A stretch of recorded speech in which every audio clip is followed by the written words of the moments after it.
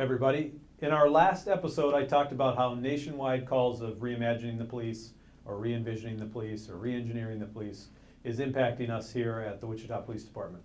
The reality is that Wichita Police have been moving toward a response involving mental health workers, family caseworkers, and other important changes to improve our response to those in need, and also providing the tools for our police officers as we deal with the ever-growing over-reliance on police on addressing mental health issues. In continuing our discussion, I want to talk about how the Integrated Community Service Unit is shaping up.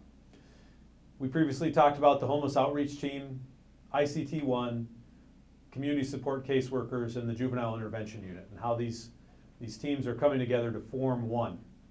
Today we're going to talk about the other part of that unit and how crisis intervention trained CIT mental health officers, our partnership with NAMI and ComCare, and the implementation of housing stabilization caseworkers are going to play out within the police department.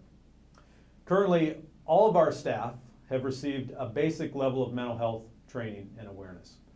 A significant number of officers have received the more advanced CIT training and are part of the CIT teams that exist in every bureau. We are also closely aligned with and have a good relationship with our local NAMI office, which stands for National Alliance on Mental Illness. We meet regularly with them to talk about current events and how we can collaborate to improve our response and services for those in need. Additionally, over the last 5 years, we've been collaborating with ComCare, which is our county mental health care providers, to improve our response to those in need. It is not uncommon to receive dozens or even hundreds of 911 calls from someone who is hallucinating from a mental health condition. It's also common to have those with dementia to believe someone has been in their home, is moving items, breaking in, or stealing from them, or monitoring them through various needs. Please also respond to suicide threats where the individual may only be threatening self-harm. In many of these cases that I just talked about, they could be handled by a trained caseworker who specializes in mental health issues. These individuals are harmless, yet police receive the call and respond.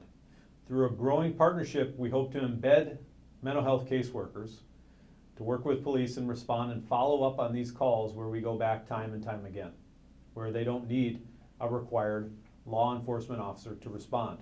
The last area I want to talk about is we recently received around $1 million to fund housing stabilization caseworkers. We all know the issues that our community and communities across the country face regarding homelessness. This collaborative agreement between housing and police is an effort to get at the heart of many of our homeless issues, and a grant is going to fund additional staff to help. We know that when we can get someone stabilized in their housing with resources, their chances for success improve dramatically. Our new effort is being watched closely by many, and I believe it will pay off and be the blueprint as we move forward. This wraps up our overview of the substantial changes we're making to the police department as we continue to lead in how we're going to reimagine policing in Wichita. So until next time, thanks for working with us as we work with you.